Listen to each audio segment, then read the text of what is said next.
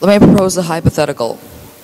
You purposely split a chocolate bar slightly unequally and give the smaller piece to your younger sibling.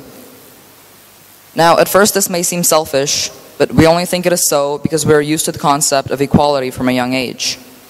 If you gave her the smaller piece every time you shared a chocolate bar, she would grow up thinking it was normal, and might even be surprised if her friends got equal pieces. Our perception of what is and isn't selfish isn't set in stone. Everyone's selfish to some extent, right? We don't have a clear line separating human needs and outright selfishness, but we seem to have a fairly clear moral foundation. But this foundation can be changed, and not only in ethics, but in every area of slight opinion imaginable. This phenomenon is known as the Overton window, and this is an imaginary area where things are considered normal and rational. But the interesting thing about it is that it can be moved. To understand this, let's imagine a world where being either a complete carnivore or a complete vegetarian were both considered, well, quite weird and out of the ordinary. Now in this case, you would have eating only meat on one side of the spectrum and eating only fruits, vegetables, and the rest on the other. Now the Overton window would probably be somewhere in the middle, a nice balance of meat and vegetables.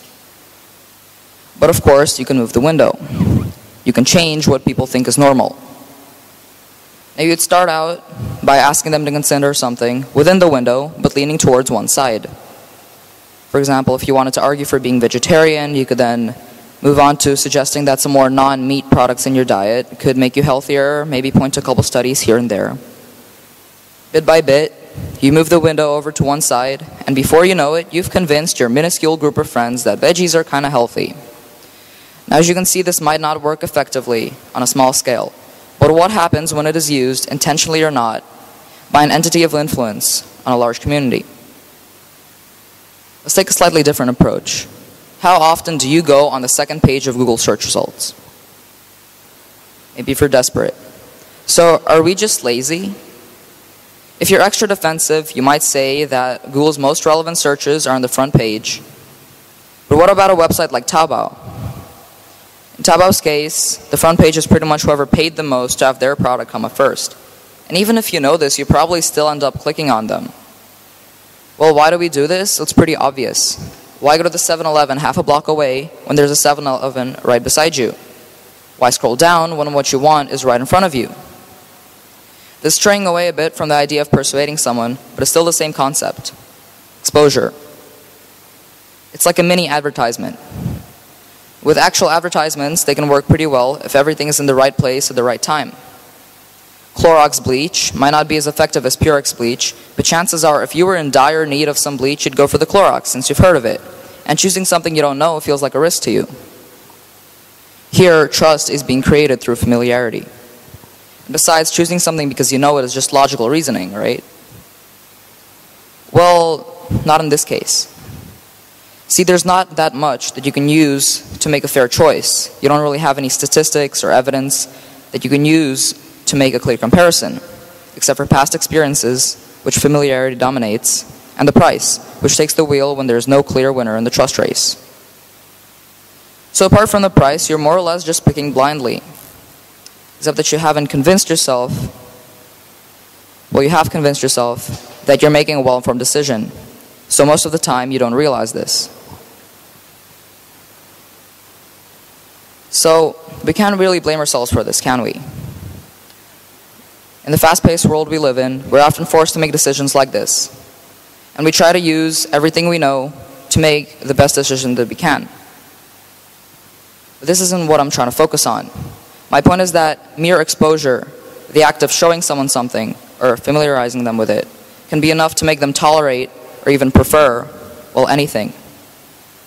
And if this isn't clear already, this happens absolutely everywhere. Let's dive into the world of music for a second and ask a question. What is it that makes pop music so popular? Well, there are many factors, from the psychology of style, timing, and repetition down to pure personal preference. But what I'm interested in looking at is, of course, exposure. Even if the role it plays is minor, could it change what we think of a song?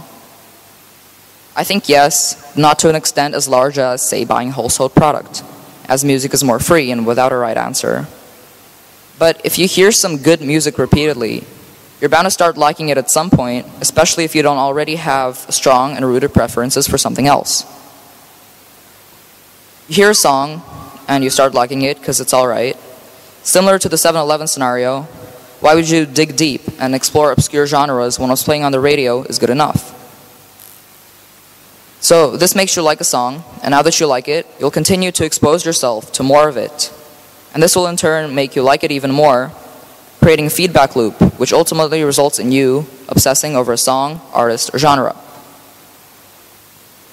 Let's put this into context. Imagine you were to raise a child with country music being the only music that they had access to.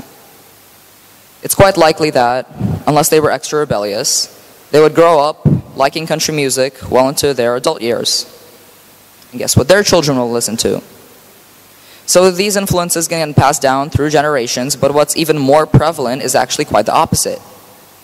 It's no secret that the effect of exposure works extremely well when applied consistently from a young age, and this is exactly what I'm getting at. Young kids are the perfect target if you want to make a large group of people inclined towards an idea, especially in the long run.